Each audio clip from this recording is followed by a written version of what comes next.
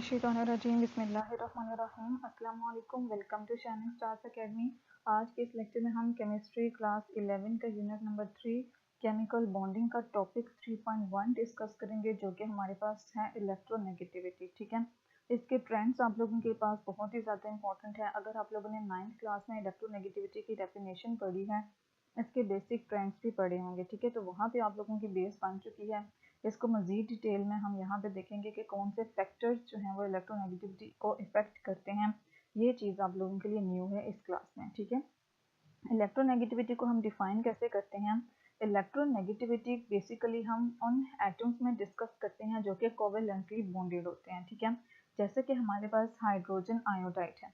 ठीक है, ये एक कोवेलेंटली बॉन्डेड मॉलिक्यूल है। इसमें दो एटम्स जो हैं उनकी टेंडेंसी हम देखते हैं कि किस एटम की टेंडेंसी ज़्यादा है कि वो इन दोनों के बीच में जो इलेक्ट्रॉन पेयर शेयर हुआ है, शेयर इलेक्ट्रॉन पेयर बीच में इन दोनों के बीच में क्या बनाता है, एक बॉन्ड बनाता है। अब इन दोनों एटम्स में से किसकी टेंडेंसी ज़्यादा है कि वो इस शेयर्ड इलेक्ट्रॉन पेयर को अपनी तरफ अट्रैक्ट कर सके। ठीक है, जो ये टेंडेंसी होती है किसी भी एटम की कि शेयर्ड पेयर ऑफ इलेक्ट्रॉन को अपनी तरफ अट्रैक्ट कर सके, वो टेंडेंसी उसकी क्या कहलाती है? इलेक्ट्रोनेगेटिविटी कहलाती है। ठीक है, डेफिनेशंस की क्या है? The power of covalently bonded atoms, या फिर आप यहाँ लिख सकते हैं द एबिलिटी या टेंडेंसी। ठीक है, द एबिलिटी और tendency of covalently bonded atoms to attract a shared pair of electron towards itself in a molecule is called electronegativity। ठीक है, कि कोवेलेंटली बॉन्डेड एटम्स में की वो एबिलिटी जिसके जरिए वो शेयर्ड पेयर ऑफ इलेक्ट्रॉन को अपनी तरफ अट्रैक्ट करते हैं, वो टेंडेंसी या पावर क्या कहलाती है? इलेक्ट्रोनेगेटिविटी कहलाती है। लाइक एचएफ में क्लोरीन की जो टेंडेंसी है वो ज़्यादा है कि वो शेयर्ड पेयर ऑफ इलेक्ट्रॉन को अपनी तरफ अट्रैक्ट कर सके, तो ये टेंडेंसी इसकी क्या कहलाती है? इलेक्ट्रोनेगेटिविटी कहलाती है। यहाँ पे फ्लोरीन मोर नेगेटिव है एज कम्पेयर टू हाइड्रोजन। इस वजह से जो इलेक्ट्रॉन पेयर है वो किसकी तरफ अट्रैक्ट होगा? Towards fluorine. और फ्लोरीन के ऊपर पार्शियल नेगेटिव चार्ज आ जाता है और हाइड्रोजन के ऊपर पार्शियल पॉजिटिव चार्ज आ जाता है, क्योंकि जो शेयर्ड इलेक्ट्रॉन पेयर है वो ज़्यादा किसके करीब चला जाता है? फ्लोरीन के ऊपर। इस वजह से वहाँ पे इलेक्ट्रॉन का नंबर बढ़ जाता है और वो पार्शियल नेगेटिव चार्ज अपने ऊपर अटेन कर लेते हैं। ठीक है, तो ये डेफिनेशन थी इसकी। अब यहाँ पे हम देखेंगे कि why electronegativity has no unit. Electronegativity की वैल्यू अगर हम मेंशन करना चाहें तो हम सिर्फ उसके लिए नंबर यूज़ करते हैं। 2.4 हो गया, 3 हो गया, 4 हो गया, हम जस्ट नंबर यूज़ करते हैं। इनके साथ किसी किस्म का कोई यूनिट यूज़ नहीं करते।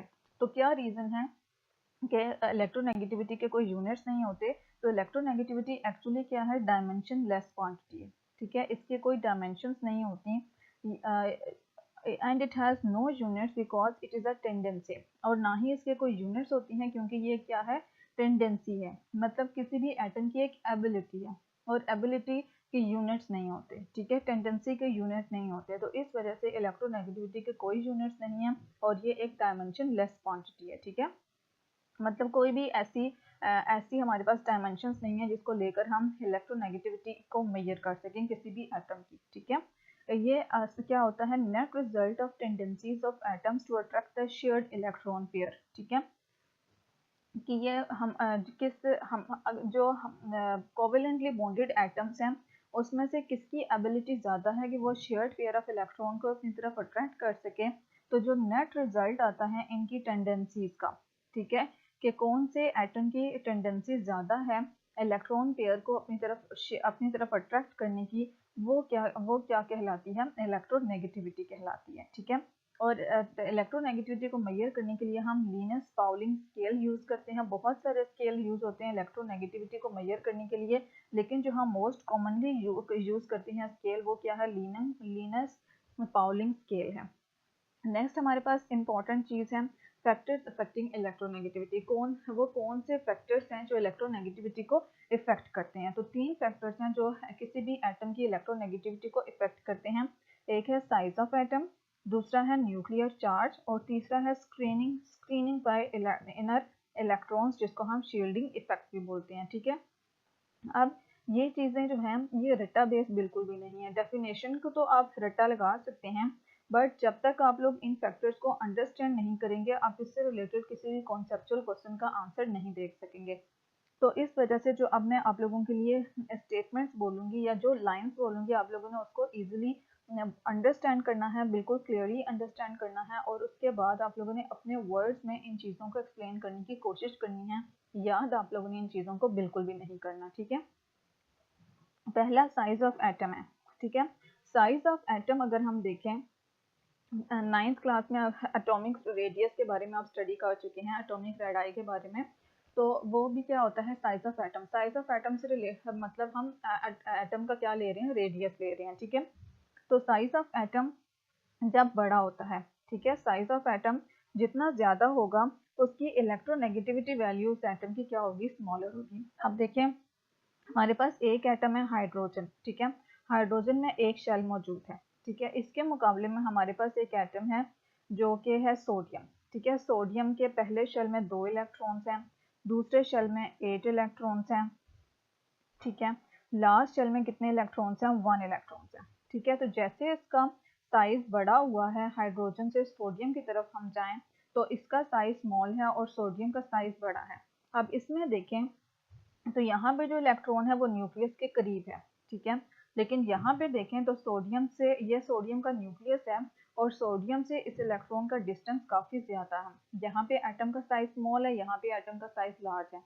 ये अगर किसी के साथ अपना इलेक्ट्रॉन शेयर करेगा तो वो शेयर पेयर ऑफ इलेक्ट्रॉन इसके न्यूक्लियस के करीब होगा, जिसकी वजह से ये शेयर बॉन्डेड इलेक्ट्रॉन पेयर को मोर स्ट्रॉन्गली अपनी तरफ अट्रैक्ट करेगा, जिसकी वजह से इसकी इलेक्ट्रोनेगेटिविटी बढ़ जाएगी, ठीक है, एज कम्पेयर टू सोडियम। चूंकि बॉन्डेड इलेक्ट्रॉन पेयर इसके न्यूक्लियस से काफ़ी दूर होगा, जिसकी वजह से वो इतनी ग्रेटर फोर्स से इसको अट्रैक्ट नहीं कर पाएगा। इस वजह से इसकी इलेक्ट्रोनेगेटिविटी क्या होगी, स्मॉल होगी एज कम्पेयर टू हाइड्रोजन, ठीक है। ये साइज ऑफ द एटम से रिलेटेड था। साइज ऑफ एटम से रिलेटेड आप लोगों ने ये लाइन याद रखनी है, greater the size of atom smaller will be it's electronegativity. Completely मैंने आपको एक्सप्लेन कर दिया है कि किस तरह से साइज बड़ा होगा तो इलेक्ट्रोनेगेटिविटी की वैल्यू छोटी क्यों हो जाएगी, ठीक है। नेक्स्ट हमारे पास है न्यूक्लियर चार्ज। न्यूक्लियर चार्ज क्या होता है, नंबर ऑफ प्रोटॉन्स। न्यूक्लियस में जो नंबर ऑफ प्रोटॉन्स होते हैं वो इंक्रीज होने की वजह से, ठीक है, जब वो इंक्रीज होता है तो हम कहते हैं कि न्यूक्लियर चार्ज बढ़ गया है, ठीक है। नंबर ऑफ इलेक्ट्रॉन्स जब न्यूक्लियस में बढ़ते हैं तो हमारा मतलब क्या होता है कि न्यूक्लियस का जो न्यूक्लियर चार्ज है वो इंक्रीज हो गया, ठीक है। तो number of protons in nucleus में जब इंक्रीज होंगे तो उसका न्यूक्लियर चार्ज इंक्रीज हो जाएगा, और हम कहते हैं कि जो न्यूक्लियर चार्ज है उसका डायरेक्ट रिलेशन है किसके साथ, एटम के रेडियस के साथ या एटम के साइज के साथ, ठीक है। जब न्यूक्लियर चार्ज बढ़ेगा, सॉरी ये डायरेक्ट रिलेशन नहीं है, इनवर्स रिलेशन है, ठीक है। न्यूक्लियर चार्ज का एटॉमिक रेडियस के साथ या एटॉमिक साइज के साथ इनवर्स रिलेशन है। जब न्यूक्लियर चार्ज बढ़ता है तो एटॉमिक साइज छोटा हो जाता है, एटम का साइज छोटा हो जाता है, ठीक है। और जब न्यूक्लियर चार्ज कम होता है तो एटम का साइज क्या हो जाता है, बड़ा हो जाता है, ठीक है। ये चीज़ आप लोगों ने याद रखनी है। न्यूक्लियर चार्ज असल में क्या है, number of protons in the nucleus. जब नंबर ऑफ प्रोटॉन्स न्यूक्लियस में इंक्रीज करेंगे तो न्यूक्लियर चार्ज इंक्रीज होगा, और न्यूक्लियर चार्ज इंक्रीज होने की वजह से जो न्यूक्लियस की फोर्स ऑफ अट्रैक्शन है, ठीक है, न्यूक्लियस की जो फोर्स ऑफ अट्रैक्शन है ऑन द बॉन्डेड इलेक्ट्रॉन्स वो इंक्रीज हो जाएंगे, क्योंकि एटम जो है वो स्मॉलर साइज में हो जाएगा और जो बॉन्डेड इलेक्ट्रॉन्स है वो न्यूक्लियस के करीब हो जाएंगे, ठीक है। हमारे पास हाइड्रोजन है और हमारे पास क्या है, HF है, ठीक है, HF है, ठीक है। अब इसमें हम देखें तो ये पीरियड सेकंड के हैं, ठीक है, सेकंड पीरियड के एलिमेंट्स, ये सेकंड पीरियड के एलिमेंट है, ये फर्स्ट पीरियड के एलिमेंट है, ठीक है। इसमें 1 शेल है, इसमें 2 शेल्स हैं, लेकिन जो फ्लोरीन है इसको रिगार्ड किया जाता है कि जो most electronegative element periodic table में वो क्या है, फ्लोरीन है, ठीक है। फ्लोरीन में न्यूक्लियर प्रोटॉन्स कितने हैं, 9, ठीक है, और हाइड्रोजन में प्रोटॉन्स कितने हैं, 1, ठीक है। इसका मतलब कि इसका जो इसके नंबर ऑफ प्रोटॉन्स हैं वो ज़्यादा हैं, मीन्स इसका न्यूक्लियर चार्ज ज़्यादा है, ठीक है। इसका न्यूक्लियर चार्ज ज़्यादा होने की वजह से ये जो न्यूक्लियस की जो फोर्स ऑफ अट्रैक्शन है on the electrons, on the outer most electron वो बढ़ा देता है। तो जब यही वाला एलिमेंट उस न्यूक्लियर फोर्स के ऑन द वैलेंस इलेक्ट्रॉन बढ़ने की वजह से इसकी इलेक्ट्रोनेगेटिविटी इंक्रीज हो जाती है। तो जब ये किसी भी एटम के साथ बॉन्ड बनाता है तो ये इस शेयर्ड इलेक्ट्रॉन पेयर को अपनी तरफ अट्रैक्ट कर लेता है, ठीक है, क्योंकि जो न्यूक्लियस की जो अट्रैक्शन है वो बॉन्डेड इलेक्ट्रॉन पेयर्स के करीब होने की वजह से ज़्यादा है, ठीक है। बॉन्डेड इलेक्ट्रॉन पेयर्स क्योंकि इसके न्यूक्लियस के करीब हैं, इस वजह से न्यूक्लियस की फोर्स ऑफ अट्रैक्शन इसके ऊपर ज़्यादा है और ये इसका जो फ्लोरीन का न्यूक्लियस है वो बॉन्डेड इलेक्ट्रॉन पेयर्स को अपनी तरफ अट्रैक्ट कर लेगा, जिसकी वजह से इसकी इलेक्ट्रोनेगेटिविटी इंक्रीज हो जाएगी, ठीक है। अब हमारे पास क्या है, नंबर ऑफ प्रोटॉन्स न्यूक्लियस में इंक्रीज होने की वजह से न्यूक्लियर चार्ज इंक्रीज होता है। न्यूक्लियर चार्ज इंक्रीज होने की वजह से साइज ऑफ एटम डिक्रीज हो जाता है और साइज ऑफ एटम डिक्रीज होने की वजह से जो बॉन्डेड इलेक्ट्रॉन पेयर है वो न्यूक्लियस के करीब हो जाते हैं और न्यूक्लियस के करीब होने की वजह से उनकी जो इलेक्ट्रोनेगेटिविटी है वो क्या हो जाती है, उन एटम्स की इलेक्ट्रोनेगेटिविटी बढ़ जाती है, ठीक है। नेक्स्ट हमारे पास न्यूक्लियर चार्ज के बाद जो फैक्टर है इलेक्ट्रोनेगेटिविटी को अफेक्ट करता है वो हमारे पास क्या है, inner electron, screening bye inner electron, जिसको हम शील्डिंग इफेक्ट बोलते हैं, ठीक है।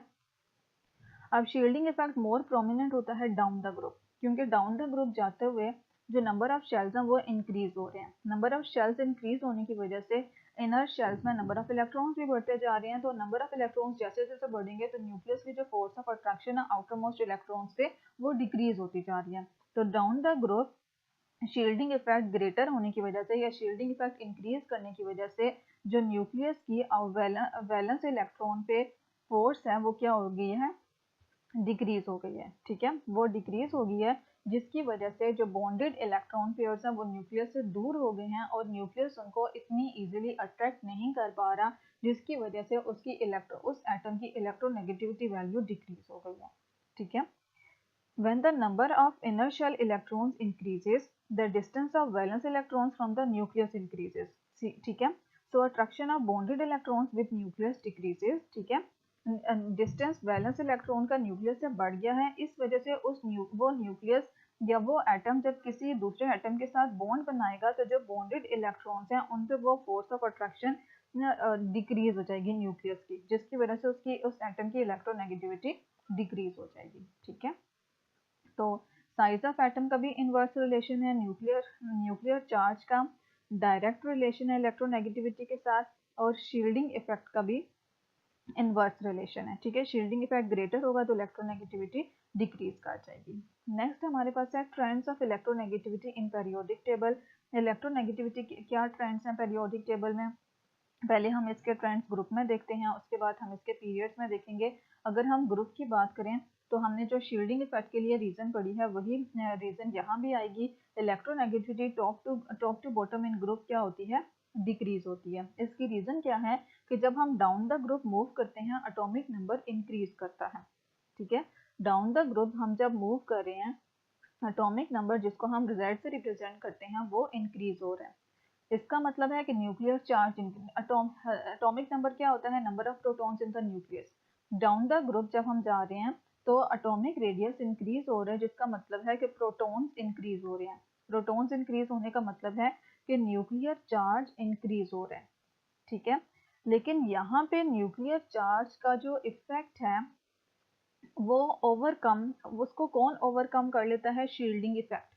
क्योंकि डाउन द ग्रुप जब हम जाते हैं तो इलेक्ट्रॉनिक शेल बढ़ते जाते हैं, ठीक है। नंबर ऑफ शेल क्या होते जाते हैं, बढ़ते जाते हैं, जिसकी वजह से नंबर ऑफ इनर इलेक्ट्रॉन्स बढ़ता जाता है और शील्डिंग इफेक्ट इंक्रीज होता जाता है। जब शील्डिंग इफेक्ट इंक्रीज होगा तो न्यूक्लियस की जो अट्रैक्शन है वैलेंस शेल पे वो क्या हो जाएगी, डिक्रीज हो जाएगी, जिसकी वजह से जब यही एटम किसी भी दूसरे एटम के साथ बॉन्ड बनाएगा तो वो बॉन्डेड इलेक्ट्रॉन पेयर के ऊपर अपनी अट्रैक्शन इतनी ज़्यादा स्ट्रॉन्गली एग्जर्ट नहीं कर पाएगा, जिसकी वजह से उसकी इलेक्ट्रोनेगेटिविटी डिक्रीज हो जाएगी। Down the group electronegativity decrease हो जाएगी, ठीक है। Electronegativity decreases from top to bottom in a group.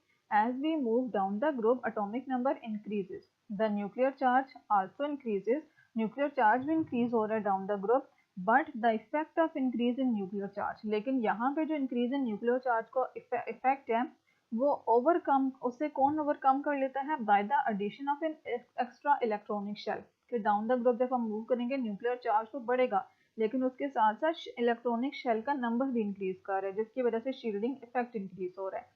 और शील्डिंग इफेक्ट इंक्रीज होने की वजह से जो अट्रैक्शन है शेयर्ड इलेक्ट्रॉन के बीच में और न्यूक्लियस के बीच में वो डिक्रीज हो जाएगी, जिसकी वजह से इलेक्ट्रोनेगेटिविटी डिक्रीज हो जाएगी। ठीक है, नेक्स्ट एग्जांपल अगर हम देखें तो हेलोजन ग्रुप में टॉप टू बॉटम अगर हम जाएं तो टॉप पे फ्लोरीन है और लास्ट में क्या है, एस्टाटीन है। ठीक है, फ्लोरीन की इलेक्ट्रोनेगेटिविटी सबसे ज़्यादा है और हम एस्टाटीन की सबसे कम है। इसका मतलब है कि down the group shielding effect के इंक्रीज होने की वजह से इलेक्ट्रोनेगेटिविटी डिक्रीज हो रही है। ठीक है, अब हमारे पास पीरियड्स में है। पीरियड्स में अगर हम देखें तो इलेक्ट्रोनेगेटिविटी इंक्रीज करती है जब हम लेफ्ट टू राइट पीरियड में मूव करते हैं। लेफ्ट टू राइट जब हम मूव करें पीरियड में तो इलेक्ट्रोनेगेटिविटी क्या होती है, इंक्रीज होती है। ठीक है, क्योंकि लेफ्ट टू राइट जब हम मूव करेंगे तो शील्डिंग इफेक्ट कांस्टेंट रहता है, क्योंकि इलेक्ट्रॉन सेम शेल में ऐड हो रहे होते हैं। लेफ्ट टू राइट हम जब मूव करें तो आप माइंड में लाएं कि हम इलेक्ट्रॉन एक ही पीरियड में सेम नंबर ऑफ शेल्स होती हैं और इलेक्ट्रॉन्स जो एडिशन होता जाता है वो सेम शेल में होता है, जिसकी वजह से शील्डिंग इफेक्ट कांस्टेंट रहता है, क्योंकि इनर शेल इलेक्ट्रॉन्स का नंबर कांस्टेंट है। ठीक है, लेकिन न्यूक्लियर चार्ज क्या होता है, लेफ्ट टू राइट बढ़ता जाता है। यहाँ पे न्यूक्लियर चार्ज जो है अपना ज़्यादा इफेक्ट शो करेगा। न्यूक्लियर चार्ज के इंक्रीज होने की वजह से साइज ऑफ एटम डिक्रीज हो जाता है। साइज ऑफ एटम डिक्रीज होने की वजह से जो न्यूक्लियस जो है वो वैलेंस शेल के ऊपर अपना अब ज़्यादा फोर्स एक्सर्ट करते हैं, जिसकी वजह से न्यूक्लियस में एबिलिटी होती है कि वो बॉन्डेड या शेयर्ड इलेक्ट्रॉन पेयर को ज़्यादा स्ट्रॉन्गली अपनी तरफ अट्रैक्ट कर सके, जिसकी वजह से इलेक्ट्रोनेगेटिविटी इंक्रीज हो जाती है। ठीक है, electronegativity left to right in a period increase करती है। जब हम पीरियड में मूव करते हैं न्यूक्लियर चार्ज इंक्रीज होता है, लेकिन शील्डिंग इफेक्ट कांस्टेंट रहता है। जिस न्यूक्लियर चार्ज के इंक्रीज होने की वजह से साइज ऑफ एटम डिक्रीज होता है और attraction of nucleus on bonded electron pair भी इंक्रीज कर जाती है, क्योंकि अब वो जो बॉन्डेड इलेक्ट्रॉन्स हैं वो न्यूक्लियस के करीब हो गए हैं, इस वजह से इलेक्ट्रोनेगेटिविटी भी इंक्रीज हो गई होगी। ठीक है, नेक्स्ट है nature of bond in terms of Pauling electronegativity values. ये बहुत ज़्यादा इंपॉर्टेंट टॉपिक है। यहाँ पे अपनी पॉइंट आप लोगों के ऑब्जेक्टिव में आ सकता है कि इलेक्ट्रोनेगेटिविटी डिफरेंस की वैल्यू क्या हो तो जो भी बॉन्ड है वो आयोनिक होगा, कोवेलेंट होगा, नॉन पोलर पोलर कोवेलेंट होगा, नॉन पोलर कोवेलेंट होगा या फिर न्यूट्रल होगा। ठीक है, अब अगर इलेक्ट्रोनेगेटिविटी वैल्यूज का डिफरेंस 1.8 है, ठीक है, अगर हमारे पास दो एटम्स के बीच में जो इलेक्ट्रोनेगेटिविटी डिफरेंस है अगर वो 1.8 या इससे बड़ा है, ठीक है, 1.8 से हायर है तो बॉन्ड क्या होगा, आयोनिक होगा। ठीक है, याद रखिएगा अगर इलेक्ट्रोनेगेटिविटी डिफरेंस की वैल्यू 1.8 से हाई है तो इट मीन्स के बॉन्ड कौन सा है, आयोनिक है। ठीक है, और अगर इलेक्ट्रोनेगेटिविटी डिफरेंस की वैल्यू 1.8 और 0.8 के दरमियान में है, ठीक है, 1.8 एंड 0.4 सॉरी 1.8 और 0.4 के दरमियान में है तो मीन्स हमारे पास बॉन्ड कौन सा है, पोलर कोवेलेंट बॉन्ड है। ठीक है, और अगर इलेक्ट्रोनेगेटिविटी डिफरेंस की वैल्यू 0.4 या इससे कम है, ठीक है, अगर 1.5 से हायर सॉरी 1.8 से ग्रेटर है तो बॉन्ड कौन सा है, आयोनिक। ठीक है, और अगर 1.8 एंड 0.4 के दरमियान में है, ठीक है, इन दोनों के दरमियान में है तो फिर हमारे पास बॉन्ड कौन सा होगा, पोलर कोवेलेंट बॉन्ड होगा। लेकिन अगर 0.4 या इससे कम है तो फिर कौन सा बॉन्ड होगा, नॉन पोलर कोवेलेंट बॉन्ड होगा।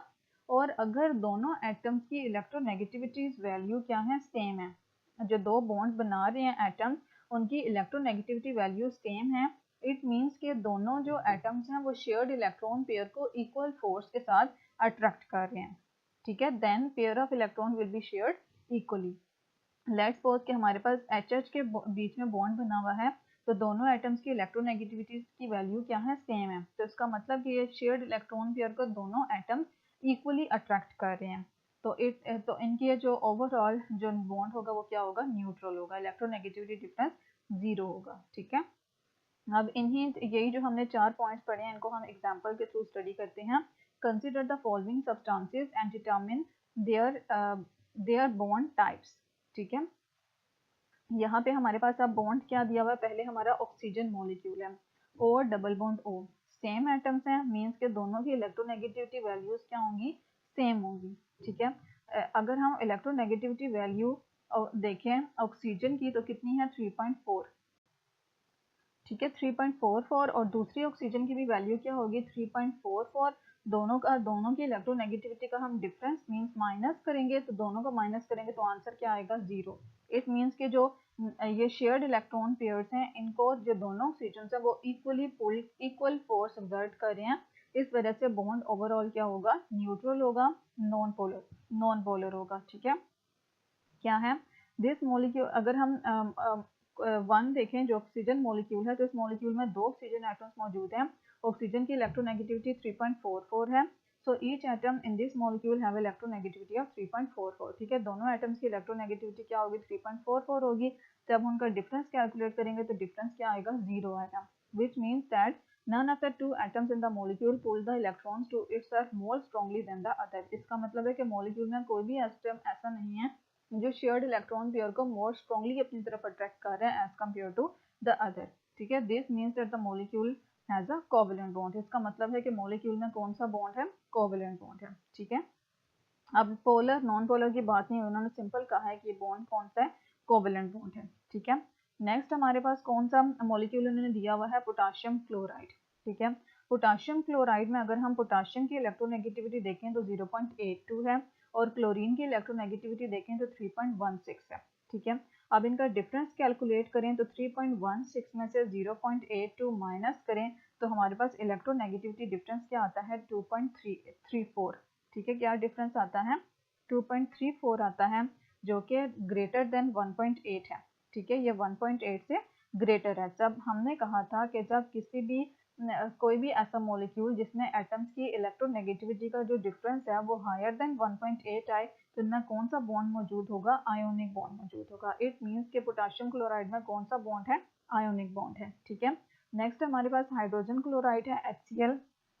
इसमें हमारे पास एक एटम हाइड्रोजन है जिसकी इलेक्ट्रोनेगेटिविटी 2.20 है, और दूसरा एटम क्लोरीन है जिसकी इलेक्ट्रोनेगेटिविटी 3.16 है। ठीक है, अब 3.16 में से 2.20 माइनस करेंगे तो इनकी इलेक्ट्रोनेगेटिविटी डिफरेंस की वैल्यू क्या आएगी 0.96।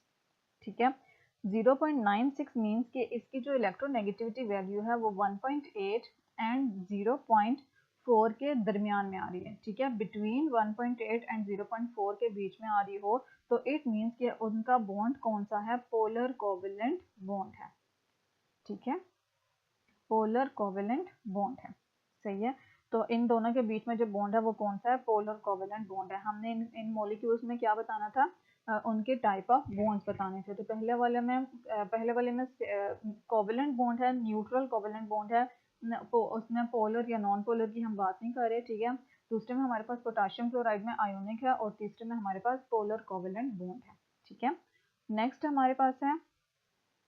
हमारे पास है covalent character in a compound, कि किसी भी कंपाउंड में हम कोवेलेंट कैरेक्टर को कैसे डिटरमिन कर सकते हैं। ठीक है, तो अब यहाँ पे ये बहुत इंपॉर्टेंट इंफॉर्मेशन आपको दी हुई हैं कि जो कोवेलेंट कैरेक्टर है किसी भी मॉलिक्यूल का वो किस पे डिपेंड करता है, पोलराइजिंग पावर। और किसकी पोलराइजिंग पावर, कैटायन की पोलराइजिंग पावर।